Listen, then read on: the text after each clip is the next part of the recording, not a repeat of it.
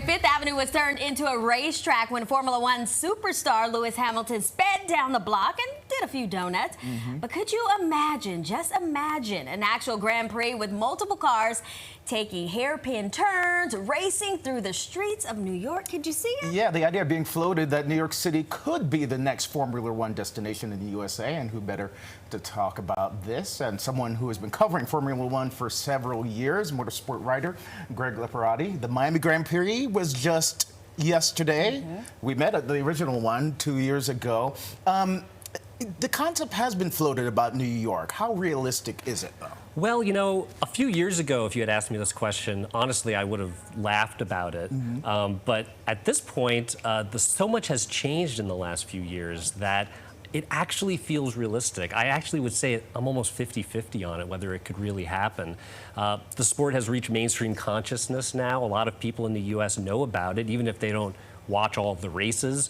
And it's just at a new place. Formula One has always wanted to come to New York City, and it's on their agenda to have more races in the U.S. It's been rumored as many as 5 in the United States by the year 2030. So I definitely see it as a actually realistic possibility. You mentioned its newness. Break it down for the novice like myself what Formula One is, because many of us are used to NASCAR when it comes to racing. Yeah, you know, I would describe it as sort of a luxury car brand race that happens all across the world in really cool destinations. They race on all different continents, and it's different from NASCAR because with that, which is obviously our most popular motorsport, it's a lot of oval racing.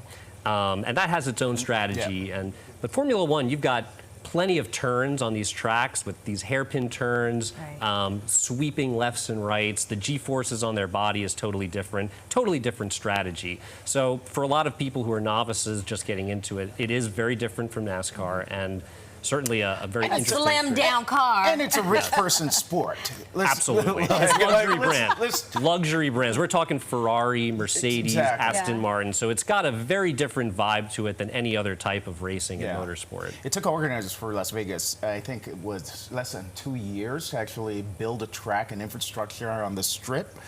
How much would need to take place here in New York, and where could it possibly take place? That's a great question. And Formula One might be wondering that right now. I think it would probably take at least 2 years to get it from planning to execution. They announced a Madrid street race, which is going to debut in 2026, so that gives them 2 years. So if we look at that as a blueprint, probably at least 2 years. Where it could take place, I think Formula One would love to see it right on the streets of Manhattan, maybe even through Central Park. The logistics of that are kind of mind-blowing to even wrap your head around.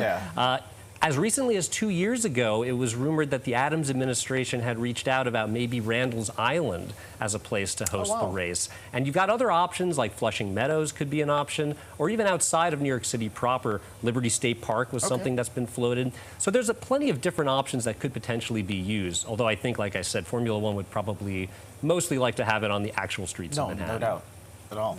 And there's also now like a bar that's dedicated to Formula One. Are they open at all hours here in New York? Basically, I mean, this is sort of shows the growth of the sport in the United States. A bar in Midtown, Fela, a Gaelic word, I believe, and it's a sports bar, but they cover every single Formula One race, practice session, qualifying session, and they have watch parties that are packed, standing room only. They've been doing it for about 12 years, and I went many years ago when it was at, you know, it would be at 8 a.m. in the morning, 2 a.m., and there would be literally 8 people there, just 8 racing nerds watching. And now it's standing room only, packed. They have DJs, women are there, 50% of the crowd are female. So it's just a totally different vibe around this sport, which is why, again, it feels like there's more traction to potentially bring it to more places in the U.S. A lot of it due to Netflix Drive to Survive, which is so popular. All right. Well, Gregory, thank you so much for being here today. Thank you very much for having me. All right, and you can follow Greg's Travels on Instagram. The information is right there on your screen.